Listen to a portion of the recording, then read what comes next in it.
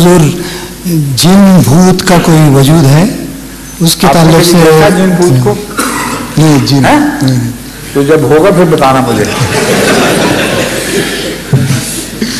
جو مانتے ہیں ماننے دیں، ہمیں کیا فرق پڑتا ہے. قرآن کریم میں جن کا ذکر ہے، جن کے مختلف معنی ہیں.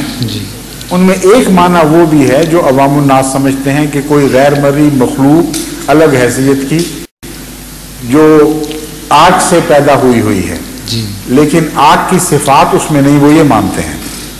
ورنہ وہ جن کسی پہ چڑھے تو اس کو جلا کیوں نہیں دیتا؟ سمجھ گئے نا بات. تو ایک آدھا سا تصور انہوں نے قرآن کریم سے مستعار لیا ہے جس پہ پوری طرح وہ ایمان نہیں رکھتے، مگر ایک غیر مرئی مخلوق ضرور مانتے ہیں. اور عربی لفظ جن غیر مرئی مخلوق پر صادق آتا ہے، اس سے انکار نہیں. بیکٹیریا کو بھی رسول اللہ صلی اللہ علیہ وسلم نے جن قرار دیا جب یہ فرمایا کہ ہڈی سے استنجا نہ کرو، یہ جنوں کی خوراک ہے.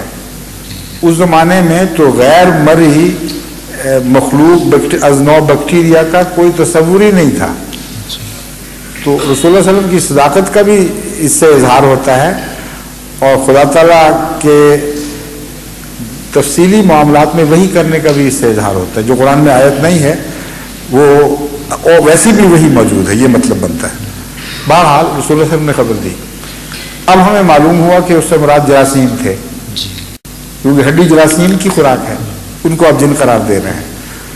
تو غیر مرئی مخلوق جو نظر نہ آتی ہو اس کو جن کہا جا سکتا ہے.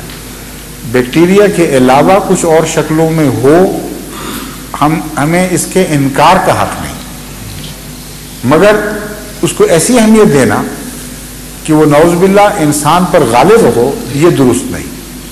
کیونکہ قرآن کریم فرماتا ہے کہ ہم نے ہر چیز کو بنی نوع انسان کی خدمت کے لیے پیدا کیا ہے. اس لیے انسان پر حاوی ہونا، اس پر اس کا غلبہ پا جانا، یہ بحیثیت نوع کے یہ درست نہیں ہے. سمجھ گئے بات؟ جی. تو ایسا مسئلہ ہی نہیں ہے جس کو آپ خام خواہ اچھالیں یا اتنی اہمیت دیں. کوئی چاہے کہ میرے نزدیک جن ہوتے ہیں الگ قسم کے، آپ کہیں کوئی حرج نہیں، بے شک مانو. جس دن مجھے دکھاؤ گے اس دن میں مان جاؤں گا. ٹھیک ہے نا؟ ٹھیک. جزاک اللہ.